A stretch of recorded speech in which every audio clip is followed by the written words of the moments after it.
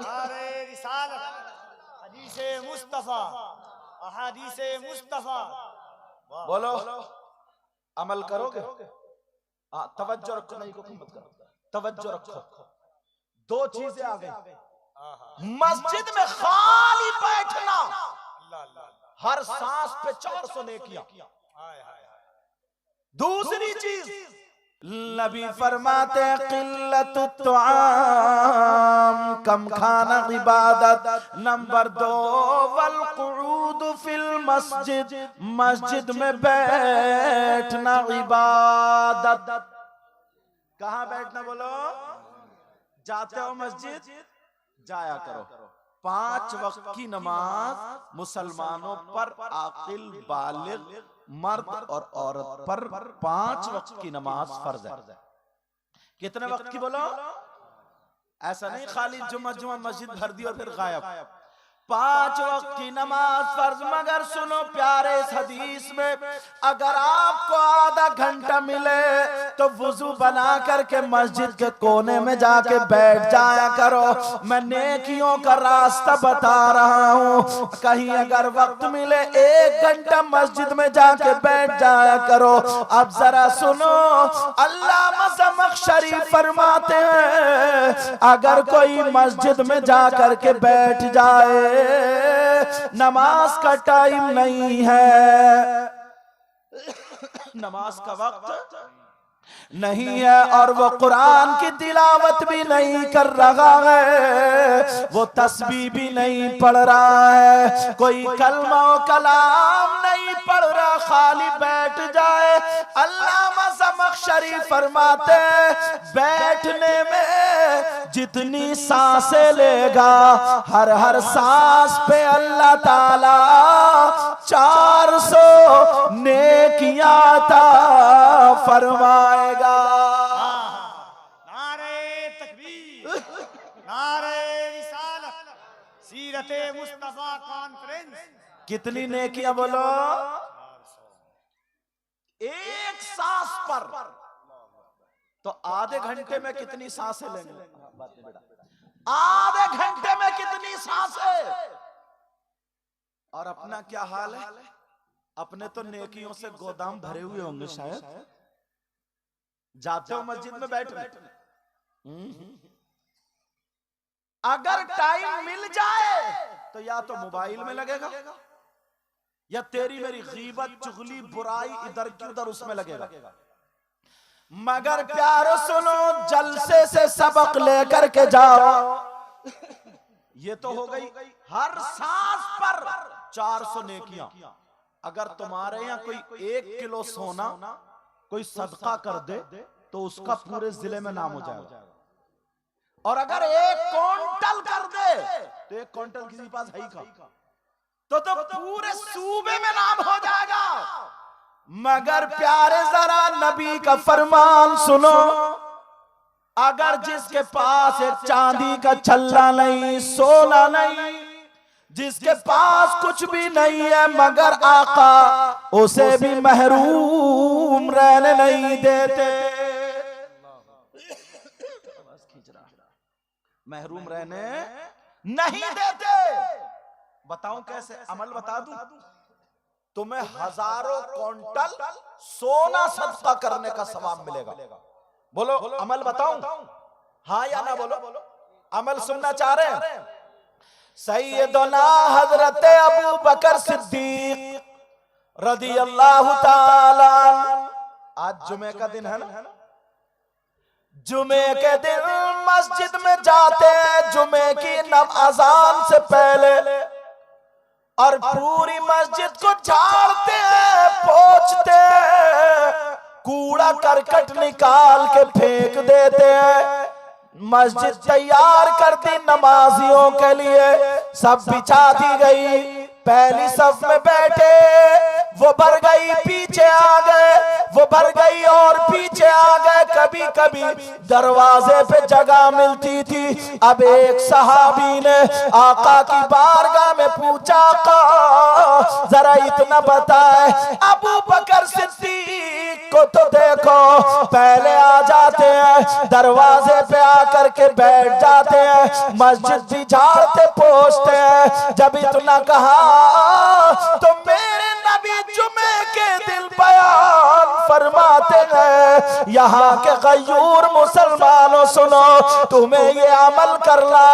नबी फरमाते हैं क़यामत तक के मुसलमानों के लिए अगर कोई जुमे के दिन मस्जिद झाड़ेगा, पोछेगा, साफ करेगा, करने के बाद एक मुट्ठी कूड़ा या गर्द वगैरह निकाल कर अगर बाहर फेंक देगा तो आमना के लाल बयान फरमाते हैं उसको इतना सवाब मिलेगा, इतना सवाब जितना ओहद पहाड़ की बराबर सोना सदका करने का सवाब मिलता है। सुभान अल्लाह, नारे तकबीर, नारे रिसालत, हदीसे मुस्तफा, अहादीसे मुस्तफा। बोलो अमल करोगे? हाँ, तवज्जो रखो, नहीं को मत करो, तवज्जो रखो। दो चीजें आ गई। मस्जिद में खाली बैठना, हर सांस पे 400 नेकियां। दूसरी चीज मस्जिद को झाड़ना, पोंछना, साफ करना। एक मुट्ठी तकरीबन कूड़ा करकट गर्द वगैरह अगर निकल जाए तो आका फरमाते ओहद पहाड़ की बराबर सोना सदका करने का सवाब मिला करता था। अब सुनो, अब और एक हदीस पर आता, इजाजत है? सुनना चाह रहे? जब ये हदीस आई हमारे सामने ना तो यार आंखों में आंसू आ गए। जरा तवज्जो रखना इस बात पर।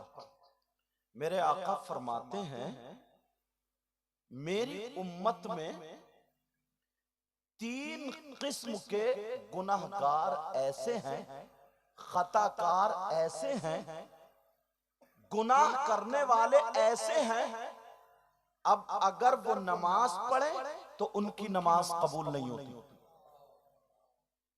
अगर वो रोजा रखे तो उनका रोजा कबूल नहीं होता, अगर वो ज़कात दे तो उनकी ज़कात कबूल नहीं, हज करे तो हज कबूल नहीं, जलसा करे तो जलसा कबूल नहीं, तकरीर करे तो तकरीर कबूल नहीं, नात पढ़े तो नात कबूल नहीं। कोई भी इबादत करे वो इबादत कबूल नहीं। हदीस पढ़ता हूं ताकि बात और पक्की हो जाए। क़ाल क़ाल रसूलुल्लाह सल्लल्लाहु तआला अलैहि वसल्लम सलासा ला यक़बलुल्लाहु अज़्ज़ा व जल सरफन वला अदला आक़ु व मन्नान व मुकद्दिबुम बिक़द्र। मैंने हदीस भी पढ़ दी, अब जरा तर्जमा सुनो। आका फरमाते हैं मेरी उम्मत में 3 किस्म के लोग ऐसे हैं जिनका न फर्ज कबूल है, न वाजिब कबूल है, न नफल कबूल है। कोई भी इबादत अल्लाह की बारगाह में काबिल कबूल नहीं। उन तीनों की फहरिस्त खोलूं? सुनना चाह रहा भाई? पता चलना चाहिए ना, कहीं ऐसा हो हम में से कोई ऐसा हो, चाहे वो मौलाना हो या तुम हो, हम में से अगर कोई ऐसा हो और हम नमाजें भी पढ़ रहे हैं, जलसे भी कर रहे हैं, सारे काम कर रहे हैं और सब कुछ रुका हुआ, खोलूं? सुनना चाह रहा? अल्लाह। अब देखो, गुनाह, चोरी करना गुनाह, शराब पीना गुनाह, गलत हरकत करना गुनाह, जुआ खेलना गुनाह, ये सारे बहुत सारे गुनाह है।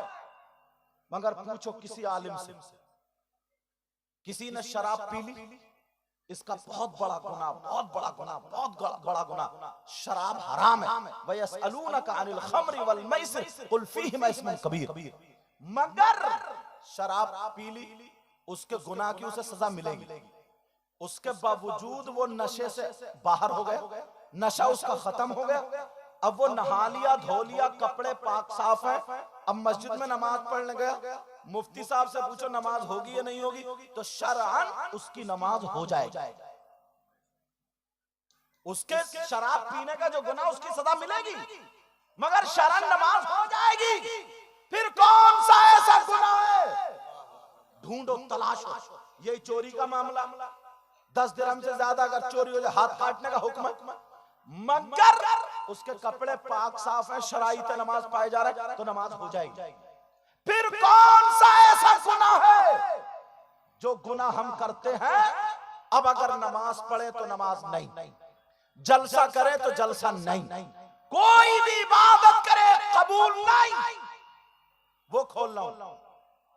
और 20% तकरीबन 20% लोग हम लोगों में, ये मेरी बात नहीं, किसी मौलाना की बात नहीं, पूरी दुनिया गलत हो सकती है मगर नबी का फरमान गलत नहीं हो सकता।